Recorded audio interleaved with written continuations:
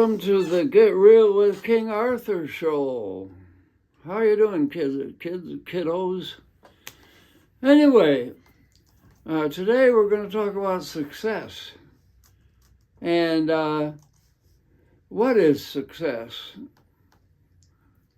Now, I'll tell you how the subject came up. I have a friend who was horribly treated as a youth, and who's had some health problems. And he said to me the other day, I just been not successful in life. And I challenged him. I said, we'll call him George. George, I think you've been successful. Well, he said, I don't have a very big job.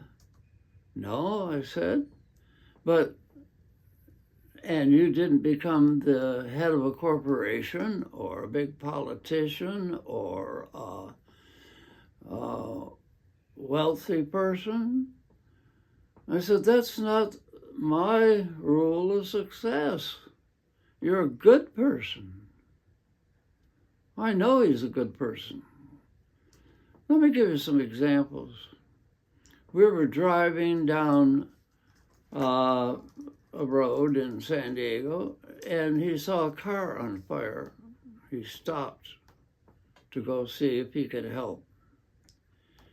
He was at a parking area, and a woman came up in a car next to him, and he saw wires coming out of her tire. What he did, he found out she was homeless, and he bought her a tire. Now, I watched him, and I said, you're a success. Well, how so? Said he. I said, you're a good person. That's success. You know, frankly, we don't need a lot more CEOs or a lot more big names or a lot more politicians. God help us all. We don't need a lot of bank presidents, or we don't need a lot of wealthy people. What the world needs now is a few good men and women. We need good people. When I was on a committee looking for a new president of the university where I taught, and they were giving qualifications of people to look for. And I said, we need a good man or woman. I mean bread and butter good. I mean just everyday good. A person with no hidden agendas. A person with no ego fixation, whatever that is. A person who is striving to help others. That's the kind of people we need. Those are successful people in my book. And by the way, to be really good is no little thing, because I know some bad people who give in to whatever temptation comes along. But George, even when it's inconvenient, is good. And that he's a blessing to everybody he meets. Those are the kind of people we need. And it's not easy to be good.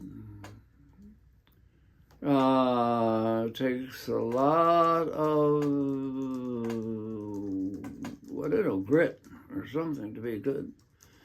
Queen Victoria, we have a question for me on this subject. My question is, do you think, did you ever think differently about success? Did you ever think success was more outward? And maybe was there an experience that you had that changed your perspective about success?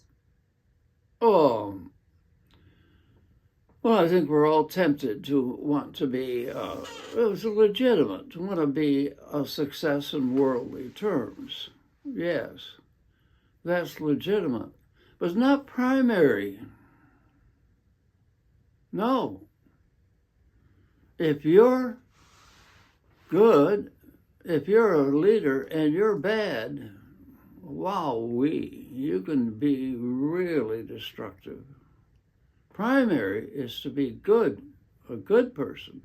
Secondary, to be successful and rise in your whatever profession or whatnot. And I think experience I had at a university where one of the presidents, I think, was not really evil, but just in some ways ill-fitted for leadership.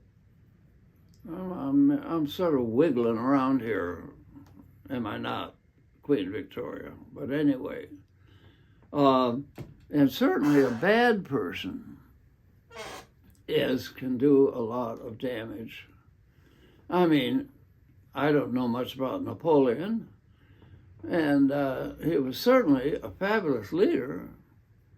Was he a good person? There's some doubt about that. Hitler was very successful for a while. He was certainly a bad person. And if you have leadership quality and you're bad, God help us all. And I think you can live victoriously. I like that word.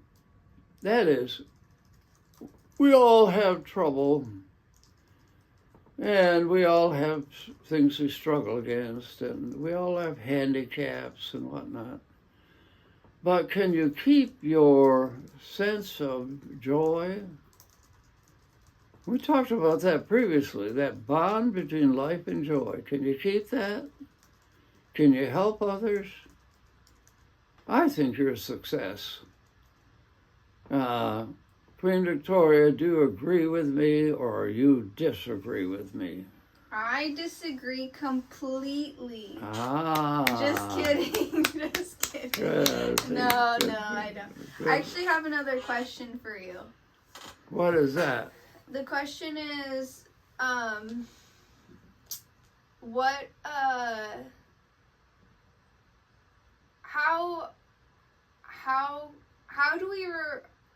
do we truly believe that success comes from our heart, the posture of our heart, and how do we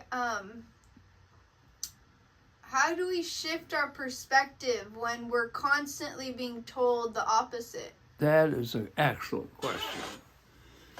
And for example, in my profession, college teaching, we are deliberately put in competitive status.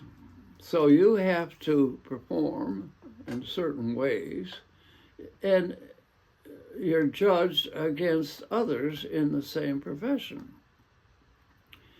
Now, at some schools, I'm told, it's a sort of a rat affair that people are trying to put others down, in other words, to make themselves good. And that is so evil. And the schools where I was teaching, there was a certain amount of love. Yes, you're competing somehow, but that's not primary. The primary is the person, not your competitive status. And the students said that the school where I last taught, they felt a sense of love among the faculty. Wowee.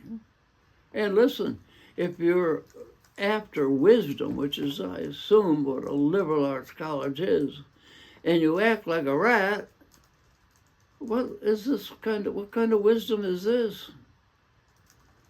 Wisdom is how you live and how you behave and whatever. And so, I don't know. You have to pat your head and rub your belly. You have to be competitive and not competitive. Eliot said in one of his poems, teach me to care and not to care. That's a sort of balancing act. Will you buy that, or is that kind of a cop-out, Queen Victoria? She's thinking about that. She doesn't know what to think about that. Well, it's not easy. It's not easy. And I don't know. I'm not saying that I sometimes did not have envy. God help me. But that's not good. Yeah, I think on that question, I think that we, one way to keep us reminded, I like what you said about the community of love, like having love in a community. I think that's essential to keeping the right perspective about success. I think when you're surrounded by love, you're pretty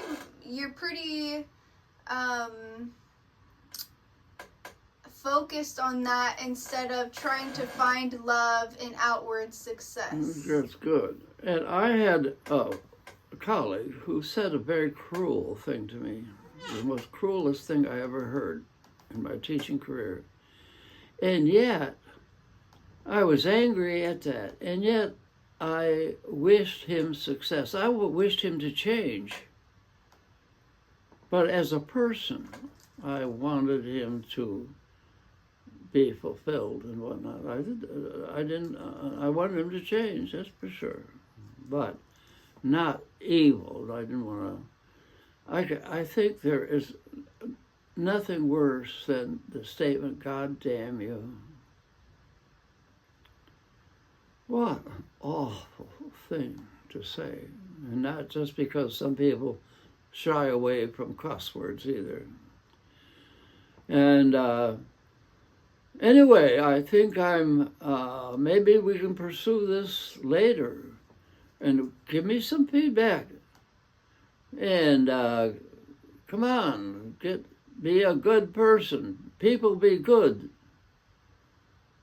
The writer Ruskin, who wasn't a poet, at age 3 preached a sermon is profound. People be good. Okay.